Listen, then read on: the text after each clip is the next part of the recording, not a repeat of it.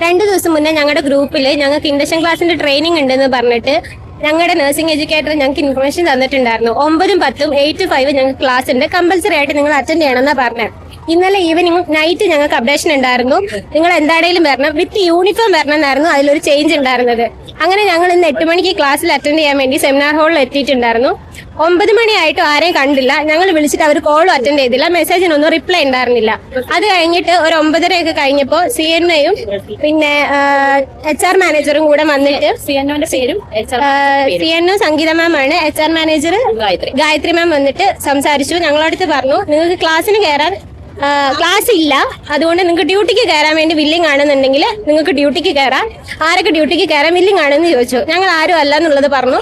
അപ്പൊ അവർ പറഞ്ഞു, അങ്ങനെയാണെന്നുണ്ടെങ്കിൽ നിങ്ങളെ ടെർമിനേറ്റ് ചെയ്യാണ്, നിങ്ങളിപ്പോൾ തന്നെ ID കാർഡും കൊടുത്ത് യൂണിഫോം ഉണ്ടെങ്കിൽ അതും കൊടുത്തിട്ട് നിങ്ങൾക്ക് ഇറങ്ങി പോവാം, നാളെ തൊട്ട് നിങ്ങൾ ഡ്യൂട്ടിക്ക് വരണ്ട, നിങ്ങൾക്ക് ടെർമിനേഷൻ ലെറ്റർ ആയിട്ടൊന്നും തരില്ല, കാരണം നിങ്ങളിപ്പോൾ വന്നിട്ടേ ഉള്ളൂ.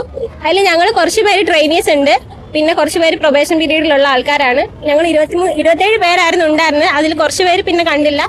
ടോട്ടൽ 23 പേര് മാക്സിമം ഞങ്ങൾ അതിന്റെ ഉള്ളിൽ ഉണ്ടായിരുന്നു. പിന്നെ ഞങ്ങൾ ഇറങ്ങാതിരുന്നതിനെ കൊണ്ടാണ് UN ആൾക്കാർ വന്നിട്ട് ഞങ്ങൾ ഇറക്കി കൊണ്ടുവരേണ്ട ഒരു അവസ്ഥ വന്നത്.